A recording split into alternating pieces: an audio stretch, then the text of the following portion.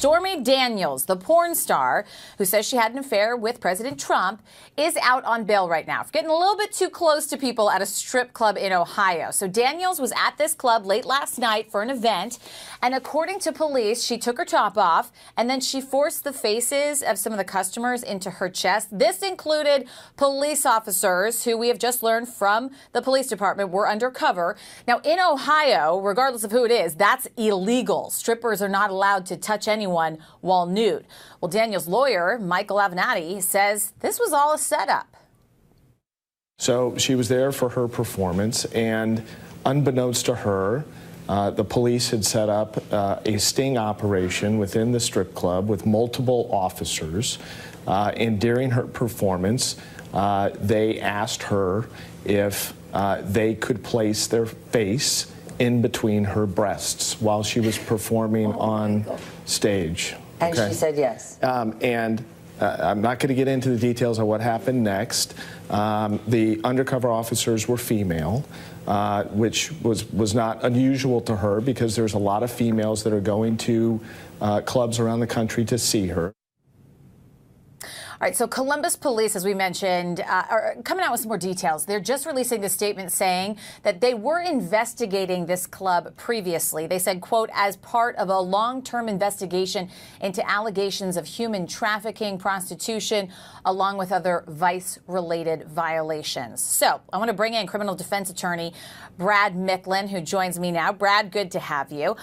So let's talk about what Michael Avenatti said, and the Columbus Police Department did confirm. Listen, there were undercover cops there. So what do you make of this? Just a coincidence that it happened to be at the club Stormy Daniels was performing in?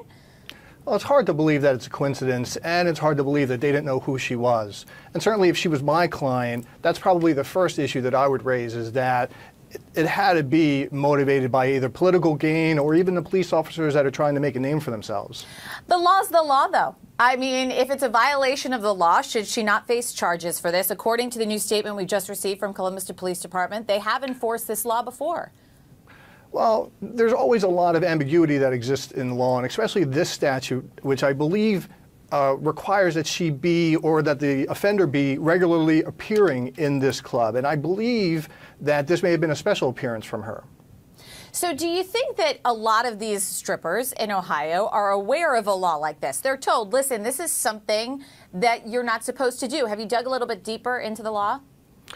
Well, I think there's a common sense issue to this. I mean, obviously, the law is clear with regard to people who are appearing all the time. But there's also the fact that people are going to a strip club and they're not there to read books. So I think you have a little bit of an issue between both sides of this. Well, you would also assume that some of those patrons who are not there to read books are not going to go to the police department and press charges if something like this were to happen. So it was key that the police officers were there to witness this. What have you learned a little bit more about the nature of their presence and how it went down?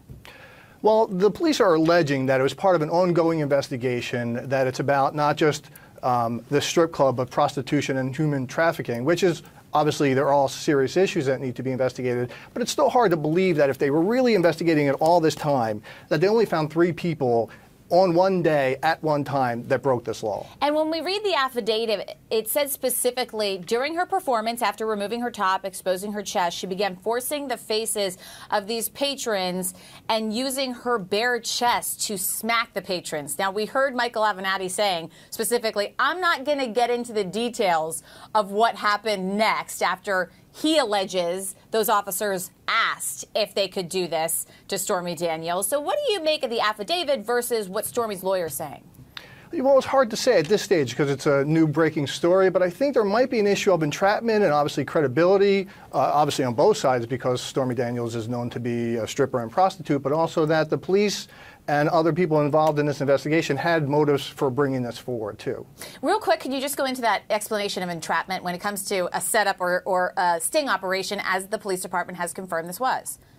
Well, it's hard to define exactly. It's a very intricate legal topic, constitutional issues. But it's basically if you're encouraged in some overt manner to commit a crime, then you're not necessarily guilty of it because you didn't necessarily have the intent to commit it. Which is kind of what Michael Avenatti is referring to, it seems. Right. Brad Micklin, thank you so much. We appreciate you being with us.